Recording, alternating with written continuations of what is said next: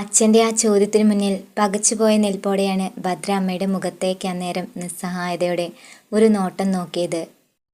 കണ്ണുകളെല്ലാം ചുവന്ന് കലങ്ങി കരഞ്ഞു തളർന്നു നിൽക്കുന്ന തൻ്റെ അമ്മയുടെ രൂപം അവളുടെ മനസ്സിനെയും ആകെയൊന്ന് വല്ലാണ്ടാക്കി. ആഗ്രഹിച്ചതും സ്വപ്നം കണ്ടതുമെല്ലാം തൻ്റെ കൈകളിൽ നിന്നും നഷ്ടപ്പെട്ടു പോവുകയാണല്ലോ എന്ന വേദനകൾക്ക് പുറമെ തൻ്റെ കുടുംബജീവിതം കൂടി തനിക്ക് നഷ്ടമാവുകയാണോ എന്ന പേടി പെട്ടെന്ന് വനജയുടെ സമനിലയാകെ തെറ്റിച്ചു കളഞ്ഞു. കണ്ണുനീര് പറ്റിപ്പിടിച്ച മുഖത്തോടെ അവർ സ്വന്തം ഭർത്താവിൻ്റെ അടുത്തേക്ക് ചെന്ന് നിന്നിട്ട് പോലും ദയയുടെ ഒരു നോട്ടം പോലും അയാളിൽ നിന്നും അവർക്ക് ലഭിച്ചില്ല. അപ്പോ സുധേട്ടനും എന്നെ കൈയൊഴിയാണോ? സങ്കടം അടക്കി പിടിച്ച് ഒരു വല്ലാത്ത ഭാവത്തോടെയാണ് പെട്ടെന്ന് വനജ അത് ചോദിച്ചത്. കൈയൊഴിയല്ല, പകരം ഇവിടെ നിന്ന് ഒഴിഞ്ഞു പോകാനാ നിന്നോട് ഞാൻ ആവശ്യപ്പെടുന്നത്. നല്ലത് പറഞ്ഞു കൊടുക്കേണ്ട നീ തന്നെ തല തിരിഞ്ഞു പോയ സ്ഥിതിക്ക് ഇനി ഇവളുടെ ജീവിതം കൂടി നശിപ്പിക്കാൻ ഞാൻ ഒരുക്കമല്ല വനജേ. ഇത്രയും കാലം ഞാൻ എല്ലാം കണ്ടും കേട്ടും സഹിച്ചു നിന്നു. എന്നെങ്കിലും ഒരിക്കൽ നിങ്ങളുടെ സ്വഭാവത്തിനൊരു മാറ്റം സംഭവിക്കുമെന്ന് ഞാനും വിശ്വസിച്ചിരുന്നു. എന്നാൽ ഇപ്പം എനിക്ക് ആ പ്രതീക്ഷയില്ല. അതുകൊണ്ട് ഇനിയും ഇവിടെ നിന്ന് സംസാരിച്ച് നിൽക്കാതെ വേഗം ഇറങ്ങിപ്പോകുന്നതാ നിനക്ക് നല്ലത്. ഇല്ല, ഞാൻ ഒരിക്കലും ഇവിടുന്ന് ഇറങ്ങിപ്പോകുന്നു സുധേട്ടൻ കരുതണ്ട. അങ്ങനെ ഇപ്പോൾ എല്ലാവരും ഈ വനജയെ പുറത്താക്കി ഇവിടെ അങ്ങനെ സൂക്ഷിച്ച് ജീവിക്കാമെന്നും കരുതുകയും വേണ്ട. സ്വത്തും മുതലും നൽകാമെന്ന് വാഗ്ദാനം നൽകി അയാൾ എന്നെ പറ്റിച്ചു. വിവാഹം കഴിക്കാമെന്ന് ആശിപ്പിച്ച് അയാളുടെ മകൻ എൻ്റെ മകളെയും പറ്റിച്ചു. ഇത്രയൊക്കെ ചതികള് അവർ നമ്മളോട് ചെയ്തിട്ടും ഇപ്പോഴും സുധേട്ടന് അവരോടാണ് സ്നേഹവും കൂറൊക്കെ അല്ലേ? ഇരു കണ്ണുകളും തുറപ്പിച്ചുകൊണ്ട് സുധാകരന് മുന്നിൽ അവർ ഉച്ചത്തിൽ അലറുമ്പോഴും ഒരല്പം പോലും പതറാതെയാണ് അയാൾ അപ്പോഴും അവിടെ നിന്നിരുന്നത്. അങ്ങനെ എന്നെ മാത്രം വിഡ്ഢിയാക്കി നിങ്ങൾ എല്ലാവരും ഇവിടെ സന്തോഷത്തോടെ കഴിയാൻ ഞാൻ ഒരിക്കലും സമ്മതിക്കില്ല സുധേട്ട. ഈ വനജ ജീവിച്ചിരിക്കുമ്പോൾ അതൊരിക്കലും സംഭവിക്കാനും പോണില്ല. അഹഹ. കലിത്തുള്ളി ഉറഞ്ഞുകൊണ്ട് സ്വബോധം നഷ്ടപ്പെട്ടതുപോലെ വനജ അവിടെയെല്ലാം അലറി വിളിച്ചുകൊണ്ട് ഓടി നടക്കുമ്പോഴും സുധാകരൻ അതൊന്നും കാര്യമാക്കാതെയാണ് വേഗം മുകളിലേക്ക് കയറിപ്പോയത്. എല്ലാം നഷ്ടപ്പെട്ട അങ്കലാപ്പോടെ പരസ്പര വിരുദ്ധമായി തൻ്റെ അമ്മ എന്തൊക്കെയോ പുലമ്പിക്കൊണ്ടിരിക്കുന്നത് കണ്ടപ്പോഴുള്ള വേദനയിൽ ഭദ്രയും ആ നിമിഷമാകെ തറഞ്ഞു നിന്നു പോവുകയായിരുന്നു അവിടെ. നീണ്ട ഒരാഴ്ചത്തെ ആശുപത്രിവാസം കഴിഞ്ഞാണ് വിശ്വത്തെ കൈലാസം വീട്ടിലേക്ക് എത്തിക്കാൻ തീരുമാനിച്ചത്. അനന്തുവിൻ്റെ സഹോദരി അമ്മുവിനും അച്ഛനെ കാണാനുള്ള കൊതിയായിരുന്നു ആ കണ്ണുകളിൽ മുഴുവൻ നിറഞ്ഞു നിന്നിരുന്നത്. ICUയിൽ നിന്നും മാറ്റിയ ശേഷം അച്ഛനെ അവൾ ഒരു തവണ മാത്രമേ കണ്ടിരുന്നുള്ളൂ. ഹോസ്പിറ്റലിൽ നിൽക്കാനോ അച്ഛൻ്റെ കൂടെ നിന്നൊന്ന് പരിചരിക്കാനോ ഒന്നും തന്നെ അവൾക്കും കഴിഞ്ഞിരുന്നില്ല. അച്ചുവേട്ടൻ്റെ കുഞ്ഞിനെയും കൊണ്ട് ആ വീട്ടിലവൾ കഴിയുന്ന സമയം അത്രയും വല്ലാത്തൊരു ശൂന്യതയാണ് അവളെ വേദനിപ്പിച്ചിരുന്നത്. അച്ഛനും അമ്മയും ഏട്ടനും ഏട്ടത്തിയമ്മയും ഒക്കെ കൂടി ഒന്നിച്ചു കൂടുമ്പോൾ മാത്രമേ ഈ വീടിനകത്ത് വെളിച്ചവും ശ്വാസവുമെല്ലാം കടന്നു വരികയുള്ളൂ എന്ന് അവൾക്കും അന്നേരം തോന്നിപ്പോയി. അനന്തുവേട്ടൻ പോയതിനു പിറകെ അച്ചുവേട്ടനും കൂടി മാറി താമസിച്ചപ്പോഴേക്കുമാണ് വീട് ശരിക്കും ഉറങ്ങിപ്പോയതുപോലൊരവസ്ഥയിലായത്. ഇപ്പോൾ അച്ഛൻ്റെയും അമ്മയുടെയും കൂടി അസാന്നിധ്യം തന്നെ ശരിക്കും ഒറ്റപ്പെടുത്തിയതുപോലെയാണ് അവൾക്ക് അനുഭവപ്പെട്ടത്. എല്ലാവരെയും വിട്ടുപിരിഞ്ഞ് ഹോസ്റ്റലിൽ തനിച്ച് നിൽക്കുമ്പോൾ പോലും തനിക്ക് ഇത്രയും വീർപ്പുമുട്ടലൊന്നും തോന്നിയിട്ടില്ലായിരുന്നു. നീണ്ട ഈ ഒരാഴ്ച കാലം തനിക്കൊരു യുഗം കടന്നു പോയതുപോലെയാണ് അവൾ അനുഭവിച്ചു തീർത്തത്. എന്നാൽ അപ്പോഴും കുഞ്ഞാറ്റെങ്കിലും തൻ്റെ കൂടെ ഉണ്ടല്ലോ എന്നതായിരുന്നു അവളുടെ ആശ്വാസത്തിന് വലിയൊരു കാരണമായത്. ഇന്ന് അമ്മുവിന് ഒരുപാട് സന്തോഷമുണ്ട്. തൻ്റെ അച്ഛൻ വന്നു കയറുന്നതിനോടൊപ്പം അധികം താമസിയാതെ തന്നെ അനന്തുവേട്ടനും വേദയേട്ടത്തെയും കൂടി ഇവിടേക്ക് വന്നു കയറുമല്ലോ എന്ന ത്രില്ലിലായിരുന്നു അവൾ. കുഞ്ഞാറ്റയെയും മടിയിലെത്തി അവരെ കാത്ത് വഴിയിലേക്ക് നോക്കിയിരിക്കുന്നതിനിടയിലാണ് പെട്ടെന്ന് അവിടേക്കൊരു കാറ് വന്നു നിന്നത്. ആദ്യം അച്ചുവേട്ടനും അമ്മയാണ് ഇറങ്ങിയത്. അതിനു പിറകെ തൻ്റെ അച്ഛൻ കൂടെ ഇറങ്ങി വരുന്നത് കണ്ടപ്പോഴേക്കും അമ്മുവിൻ്റെ കണ്ണുകൾ ആകെയൊന്ന് നിറഞ്ഞു പോവുകയായിരുന്നു.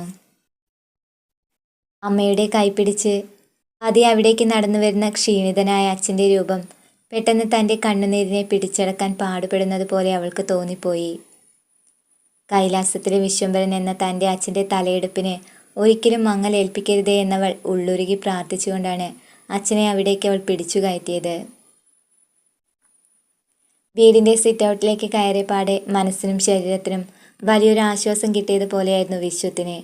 റൂമിലേക്ക് ചെന്ന് റെസ്റ്റ് എടുക്കാൻ കൂട്ടാക്കാതെ സിറ്റ് ഔട്ടിൽ തന്നെ ഇരിക്കാൻ അയാൾ വാശി പിടിച്ചപ്പോൾ അച്ഛൻ്റെ ആഗ്രഹം തന്നെ നടക്കട്ടെ എന്ന് അച്ചുവും അമ്മുവും ഒക്കെ കരുതി. എന്നാൽ അപ്പോഴും രേണുവിൻ്റെ കണ്ണുകളിലെ നോട്ടം വനജയുടെ വീട്ടുപടിയിലേക്ക് തന്നെയായിരുന്നു. ആ നോട്ടത്തിനർത്ഥം മനസ്സിലാക്കിയെടുക്കാൻ മറ്റാരെക്കാളും നന്നായി വിശ്വത്തിന് സാധിക്കുമായിരുന്നു. അതുകൊണ്ടാണ് അയാൾ ആരോടും ഒന്നും പറയാതെ എല്ലാം തൻ്റെ ഹൃദയത്തിനകത്ത് തന്നെ ഭദ്രമായി സൂക്ഷിച്ചു വയ്ക്കാൻ തീരുമാനിച്ചത്. എന്നാലും എൻ്റെ വിശ്വേട്ടൻ്റെ പെങ്ങളാണെന്ന അവകാശം പറഞ്ഞ് വനജ ഏതു നേരവും പിറകെ തന്നെയായിരുന്നു ഉണ്ടായിരുന്നത്. എന്നാൽ ഇത്രയും വലിയൊരു ആപത്ത് സംഭവിച്ചിട്ടും കൂടി അവളും ഭദ്രയും ഇതുവരെ ഇന്ന് തിരിഞ്ഞു നോക്കുക പോലും ചെയ്തില്ലല്ലോ വിശ്വേട്ട. അതിനർത്ഥം അവരുടെ ഉള്ളിൽ വിശ്വേട്ടനോട് ഒരല്പം പോലും സ്നേഹമില്ലെന്നല്ലേ? രേണുവിൻ്റെ ചോദ്യത്തിന് മുന്നിൽ പെട്ടെന്നൊരു മറുപടി പറയാൻ കഴിയാതെ വിശ്വം ആകെയൊന്ന് പതുങ്ങിപ്പോയി. എന്തിനാ രേണു ഇങ്ങനെ ആവശ്യമില്ലാത്തൊക്കെ ചിന്തിച്ചു കൂട്ടുന്നത്? അവർക്ക് മറ്റെന്തെങ്കിലും അസൗകര്യം ഉണ്ടായി കാണും. അയാൾ അത് കാര്യാക്കാതെ ഒഴിഞ്ഞു മാറാൻ ശ്രമിച്ചിട്ടും തൻ്റെ സംസാരം നിർത്താൻ രേണു അന്നേരം തയ്യാറായില്ല. എന്ത് അസൗകര്യം വിശ്വേട്ടാ? ഇതിലും വലിയ എന്ത് തിരക്കാണ് അമ്മയ്ക്കും മോൾക്കും പെട്ടെന്നുണ്ടായത്? സ്വന്തം ഏട്ടൻ ഇത്രയും വയ്യാത്തൊരവസ്ഥയിൽ കിടക്കുമ്പോൾ ഉള്ളതിനേക്കാൾ തിരക്ക് അവർക്ക് എന്തായിരുന്നു വിശ്വേട്ടാ? എപ്പോഴും വിശ്വേട്ടന് ചുറ്റിപ്പറ്റി നിന്ന് സ്നേഹമുണ്ടെന്ന് വാക്കുകളിൽ മാത്രം പെരുപ്പിച്ച് പറഞ്ഞാൽ പോരാ, അത് പ്രവൃത്തിയിലും കൂടി ഒന്ന് കാണിക്കാൻ നോക്കണം. ഹോസ്പിറ്റലിലേക്ക് വന്നിട്ടില്ലെങ്കിൽ പോട്ടെ, വിശ്വേട്ടൻ്റെ ഈ അവസ്ഥയെക്കുറിച്ച് അറിഞ്ഞപ്പോഴൊന്ന് വിളിക്കാനെങ്കിലും അവർക്കൊന്ന് ശ്രമിക്കാമായിരുന്നില്ലേ? സങ്കടവും പരിഭവവും മുഖത്ത് പ്രകടമാക്കിക്കൊണ്ട് രേണു അത് ചോദിക്കവേ അമ്മയെ സപ്പോർട്ട് ചെയ്ത് അച്ചുവും സംസാരം തുടങ്ങി. അമ്മ പറയുന്നതിലും കാര്യമുണ്ട് അച്ഛാ. ആപത്ത് സമയത്ത് ഒന്നും കൂടെ നിൽക്കാത്തവരെ ഒരിക്കൽ പോലും വിശ്വസിക്കാൻ പാടില്ലെന്ന് അച്ഛൻ തന്നെയല്ലേ ഞങ്ങളോട് പറഞ്ഞിട്ടുള്ളത്. അങ്ങനെ നോക്കിയ വനജമ്മയുടെ കാര്യത്തിലും അത് സത്യമല്ലേ? ആയിരിക്കാം അച്ചു, നിങ്ങൾ പറയുന്നതെല്ലാം സത്യമായിരിക്കാം. പക്ഷേ ഇപ്പം ഈ കാര്യത്തിനൊരു വിശദീകരണം നൽകാനോ നിങ്ങളോടൊന്നും തർക്കിച്ച് നിൽക്കാനോ എനിക്ക് സാധിക്കില്ല. തെറ്റും ശരിയും ചൂണ്ടിക്കാട്ടി വിസ്തരിക്കാനുള്ള മാനസികാവസ്ഥയിലും അല്ല നിന്റെ ഈ അച്ഛനിപ്പോൾ. വനജയെ പഴി പറഞ്ഞ് വെറുതെ സമയം കളയാൻ ഇവിടെ ആരും നിൽക്കുകയും വേണ്ട. സുധാകരനുണ്ടല്ലോ ഇപ്പം നമ്മുടെ കൂടെ, അത് മതി. ആപത്ത് സമയത്ത് എന്നെ ഹോസ്പിറ്റലിലേക്ക് എത്തിച്ചത് അവനായിരുന്നു. ഒരു നിമിഷത്തേക്ക് വൈകിപ്പോയിരുന്നെങ്കിൽ നിന്റെ ഈ അച്ഛൻ ഇന്നിവിടെ നിൽക്കാനായി ജീവനോടെ ഉണ്ടാകുമായിരുന്നില്ല അച്ചു. അതുകൊണ്ട് കഴിഞ്ഞതൊക്കെ നമുക്ക് മറക്കാം. ഇപ്പോൾ ഈ അച്ഛൻ്റെ മനസ്സിൽ എൻ്റെ അനന്തവും വേദമോളും ഇവിടേക്ക് കയറി വരുന്നത് മാത്രമേ ഉള്ളൂ. അതിനപ്പുറം മറ്റൊന്നും ചിക്കി ചെയ്യാൻ ഈ അച്ഛനിപ്പോൾ താല്പര്യമില്ല. ഞാൻ പറഞ്ഞത് നിങ്ങൾക്ക് എല്ലാവർക്കും മനസ്സിലായി കാണുമല്ലോ അല്ലേ? പെട്ടെന്ന് ആ സ്വരത്തിൽ അല്പം ഗൗരവം കലർന്നതുപോലെ അയാൾ അത് പറഞ്ഞു തീരവേ രേണുവും അച്ചുവും മറ്റൊന്നും സംസാരിക്കാൻ നിൽക്കാതെ വേഗം അകത്തേക്ക് തന്നെ കയറിപ്പോയി. അത് കണ്ടയുടനെ വലിയൊരു ആശ്വാസം ലഭിച്ചതുപോലെ ദീർഘമായി നിശ്വസിച്ചുകൊണ്ടയാൾ തൻ്റെ ചാരുകസേരയിലൊന്ന് മലർന്നു കിടന്നു. 2 ദിവസത്തിനു ശേഷം വാടകയ്ക്കെടുത്ത വീടെല്ലാം ഒഴിവാക്കിയാണ് അനന്ത് വേദയും കൂട്ടി വരുണിൻ്റെ കാറിൽ കൈലാസത്തിൻ്റെ വീട്ടുമുറ്റത്തേക്ക് ചെന്ന് നിന്നത്. അപ്പോഴേക്കും അവരെ സ്വീകരിക്കാനായി കൈലാസം വീടിൻ്റെ ഉമ്മറത്ത് തന്നെ എല്ലാവരും ഒരേ മനസ്സോടെ കാത്തു നിൽക്കുകയായിരുന്നു. എല്ലാവരും തങ്ങളുടെ വരവ് നോക്കി ഉമ്മറത്ത് തന്നെ നിൽക്കുകയാണല്ലോ എന്ന ചമ്മലിൽ അനന്തവും വേദയും പരസ്പരം ഒന്ന് മുഖത്തേക്ക് നോക്കി. അവരുടെ ആ ഇരുത്തം കണ്ടാണ് വരുൺ പെട്ടെന്ന് കാറിൽ നിന്ന് ഇറങ്ങി ഡോറിൻ്റെ ഗ്ലാസ്സിൽ തട്ടി അനന്തുവിനെ ഒന്ന് വിളിച്ചത്. എന്തായാലും നിങ്ങൾ ഒരുമിച്ച് ഇങ്ങനെ ഈ കൈലാസം വീട്ടിലേക്ക് കൊണ്ടെത്തിക്കാനുള്ള ഭാഗ്യം ദൈവം എനിക്ക് തന്നെ തന്നല്ലോട് അനന്തു. അതുകൊണ്ട് ഇനി ഈ നാണവും ചമ്മലൊക്കെ മാറ്റി രണ്ടുപേരും വേഗം പുറത്തേക്ക് ഇറങ്ങിയാട്ടെ. ദേ നിങ്ങളെ സ്വീകരിക്കാനായി മൃദുവേട്ടത്തി അവിടെ ആരതിയൊക്കെയായി മുന്നിൽ തന്നെ നിൽപ്പുണ്ട്. കേട്ടപാട് അനന്തവും വേദയും പെട്ടെന്ന് തന്നെ ഡോറ് വന്ന് പുറത്തേക്ക് ഇറങ്ങി വന്നു. ഒരമ്പരപ്പോടെ ആ നിൽപ്പവർ തുടർന്നപ്പോഴാണ് അച്ചുവും അവരുടെ അടുത്തേക്ക് നടന്നു വന്നത്. ഇനിയും നീ ഇത് എന്ത് നോക്കി നിൽക്കാനെന്തോ? നിന്റെ പെണ്ണിനെയും വിളിച്ച് വേഗം അകത്തേക്ക് കയറി ചെല്ലടാ. ഇനി മുതൽ ഇത് നിന്റെ വീടാ. കുടുംബവും കുഞ്ഞുങ്ങളുമായി ഇനി ഇവിടെ സന്തോഷത്തോടെ കഴിയുന്നത് കാണാൻ തന്നെയാ ഈ ഏട്ടനെ ഇപ്പം ആഗ്രഹിക്കുന്നത്. അതെന്താ അച്ചുവേട്ട അങ്ങനെ പറഞ്ഞത്?